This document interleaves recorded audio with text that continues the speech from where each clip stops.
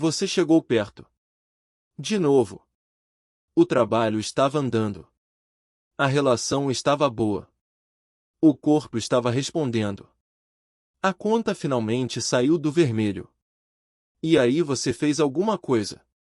Sumiu. Adiou. Brigou por nada.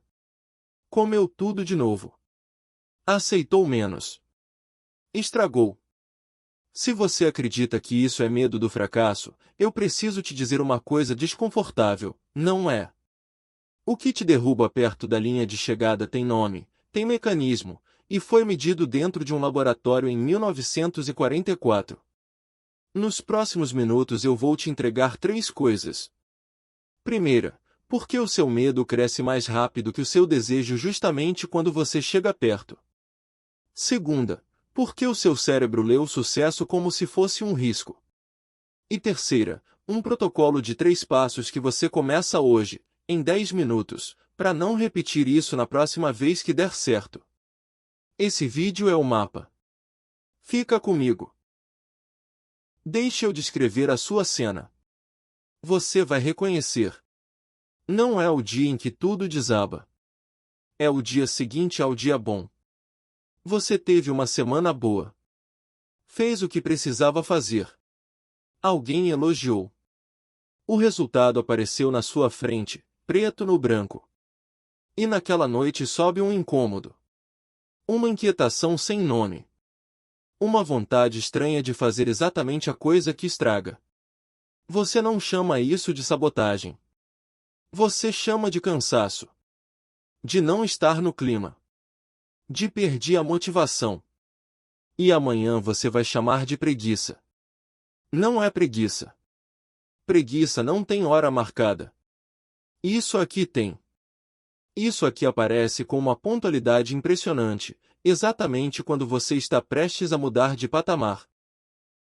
E olha só como isso se repete na sua vida, em áreas que não têm nada a ver uma com a outra. O relacionamento estava leve.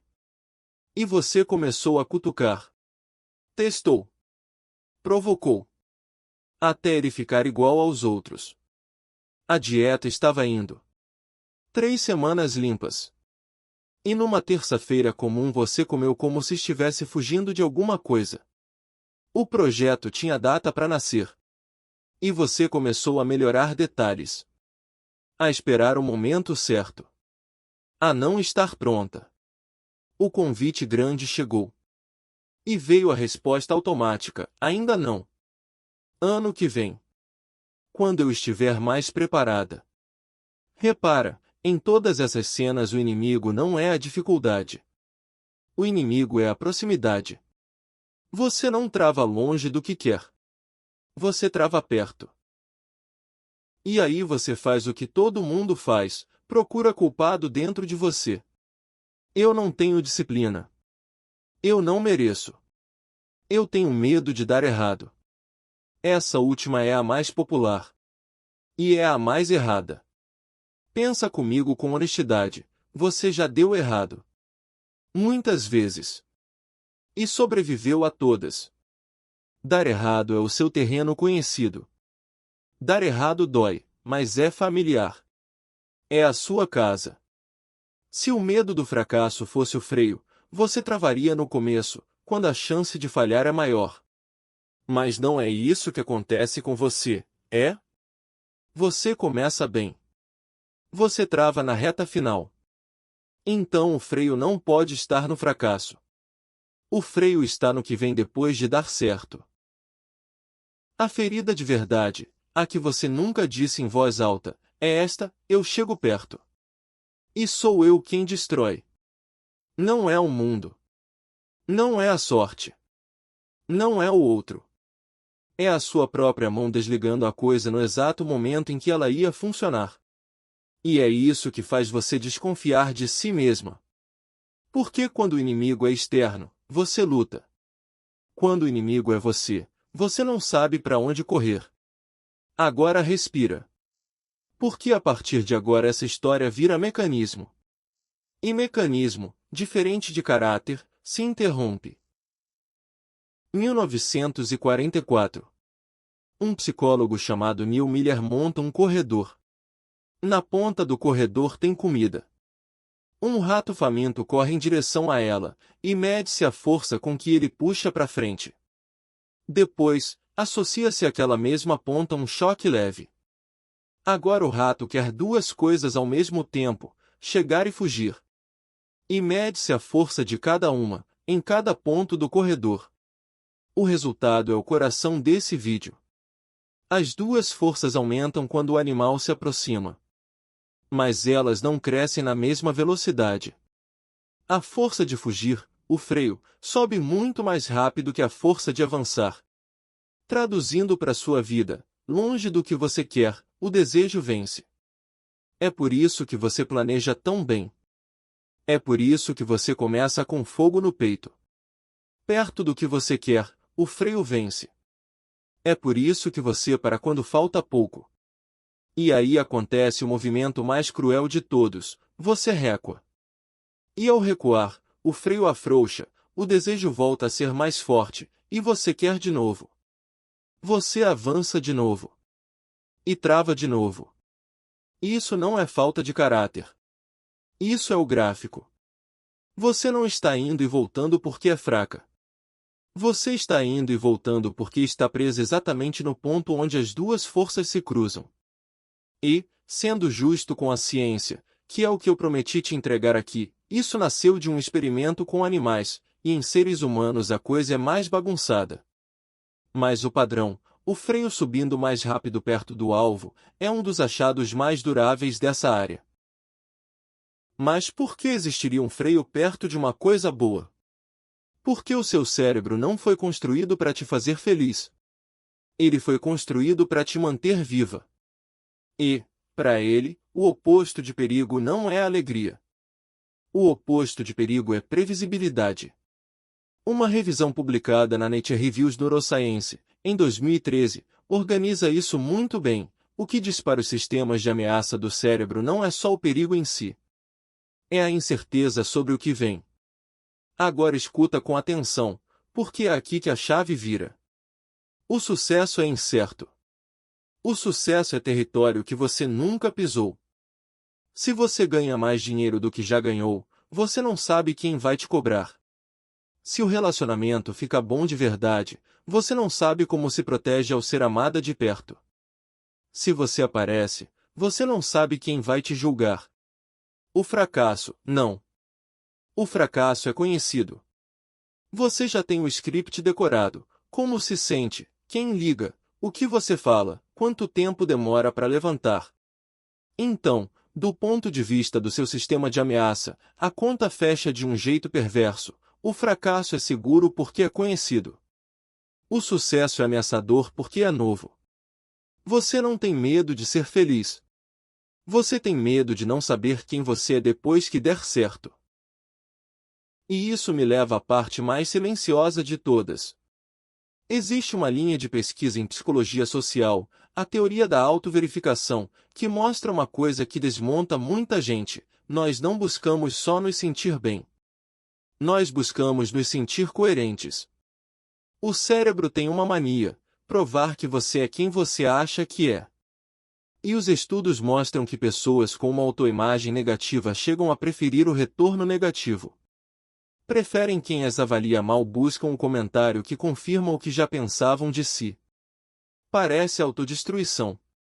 Mas, pro cérebro, é economia, coerência dá previsibilidade, e previsibilidade parece segurança. Agora junta as peças. Se lá no fundo você se acha alguém que sempre estraga tudo no final, e a vida começa a te dar um resultado que contradiz isso, o que se instala não é alegria. É dissonância. Um desconforto surdo. Isso aqui não é meu. Isso vai acabar. E aí você faz a coisa mais humana do mundo, você resolve o desconforto. Não empurrando a autoimagem para cima, isso é lento e assusta. Você resolve puxando a realidade para baixo, de volta pro tamanho que você acredita merecer. A briga do nada. O e-mail não respondido. A comida. O sumiço. Não é você se punindo. É você se reconhecendo. Se essa última frase te acertou, se inscreve no canal. É só o começo do que a gente vai destravar aqui. E o cérebro é tão engenhoso nessa proteção que ele arma a desculpa antes do resultado sair. 1978. Estudo clássico. As pessoas resolvem um teste e recebem um retorno de sucesso, só que um sucesso que elas não conseguem explicar. Deu certo, mas elas não sabem por quê. Aí oferecem a elas duas substâncias antes da próxima prova, uma que supostamente ajudaria o desempenho, e outra que supostamente atrapalharia. Sabe qual grupo escolheu, preferencialmente, a que atrapalha? Exatamente o grupo que tinha acabado de ter um sucesso que não sabia explicar. Eles escolheram o próprio sabotador, para ter onde pendurar um fracasso que ainda nem aconteceu. Isso ganhou o nome, autossabotagem preventiva. Fabricar o obstáculo antes, para que o fracasso, se vier, seja culpa dele, e não sua. E antes que você ache que isso é coisa de laboratório, olha a sua versão disso: dormir tarde na véspera do dia importante. Deixar para preparar a apresentação na última hora. Entrar na conversa decisiva cansada, com fome, no seu pior estado. Não pedir ajuda de propósito. Você não está sendo desorganizada. Você está construindo o seu álibi. Por que falhar tentando de verdade, com tudo que você tem, é a única coisa que o seu ego não sabe suportar? E tem um acelerador nisso tudo: o estresse. Existe um estudo bastante citado, publicado no Journal of Neuroscience, mostrando que, sob estresse, o comportamento das pessoas escorrega do modo dirigido ao objetivo, aquele em que você pensa e escolhe, pro modo hábito. O piloto automático. E aqui eu vou fazer uma coisa que quase nenhum canal faz: eu vou te dar o contraponto. Tentativas recentes de replicar esse efeito, com um método mais rígido, não confirmaram isso de forma consistente. Então trate como indício forte, não como lei. Mas preste atenção no que é indiscutível na sua experiência: quando você está em modo emergência, nada de novo entra. Você não escolhe. Você repete. E o que a gente acabou de ver é que chegar perto do que você quer produz estresse. É novo, é incerto, contradiz sua autoimagem. Ou seja, o momento em que você mais precisaria estar consciente para fazer diferente é exatamente o momento em que você tem menos consciência disponível. É por isso que você não vê a sabotagem acontecendo. Você só vê os destroços. Agora a virada. Porque nada disso é sentença. Existe um princípio da neurociência que é o alicerce de tudo que a gente faz aqui: neurônios que disparam juntos se conectam juntos. Em português da vida real, o cérebro não é de pedra. Ele se reescreve com repetição. Tudo o que eu te descrevi, o freio que sobe perto do alvo, a autoimagem que precisa se confirmar, o álibi que você fabrica, tudo isso é trilha mental. Caminho de terra batida de tanto passar. E trilha tem uma propriedade maravilhosa: trilha se refaz. Não com força de vontade. Força de vontade é o combustível que acaba justamente sob estresse, que é quando você precisa dele.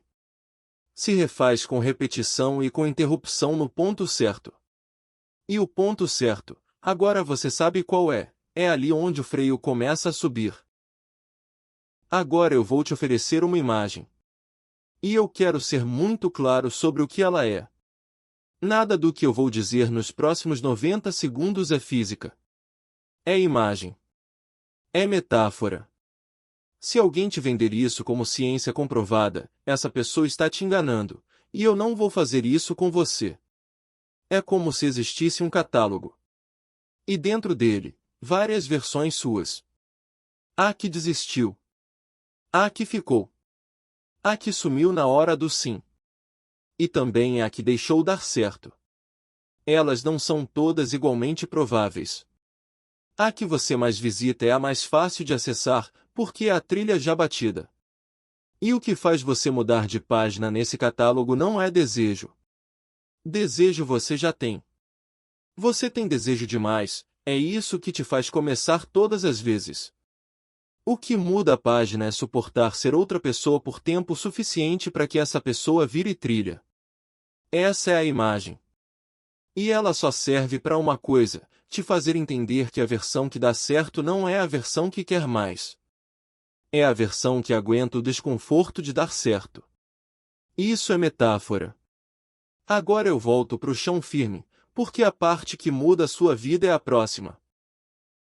E antes, me responde aqui embaixo, qual foi a última vez que você estragou uma coisa boa, e que desculpa você deu para si mesma? Escreve. Eu leio todos. Agora o mapa. 3 passos.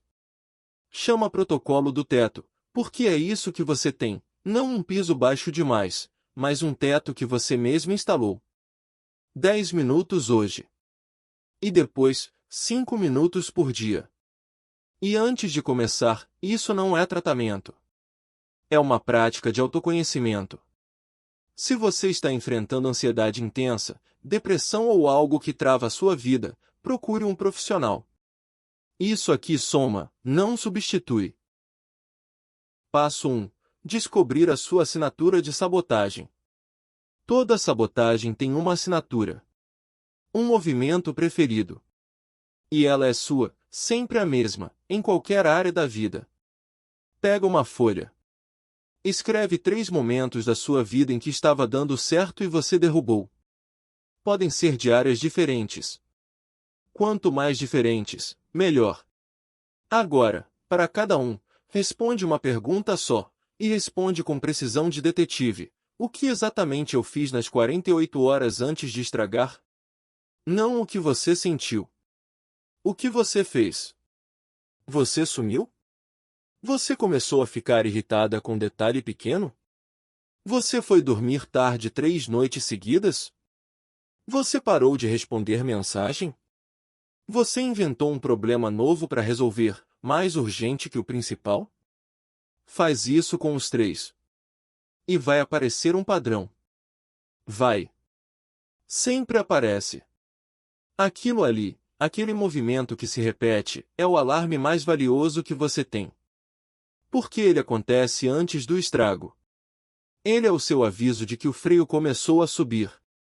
A partir de hoje, quando você se pegar fazendo aquilo, você não vai mais pensar estou cansada.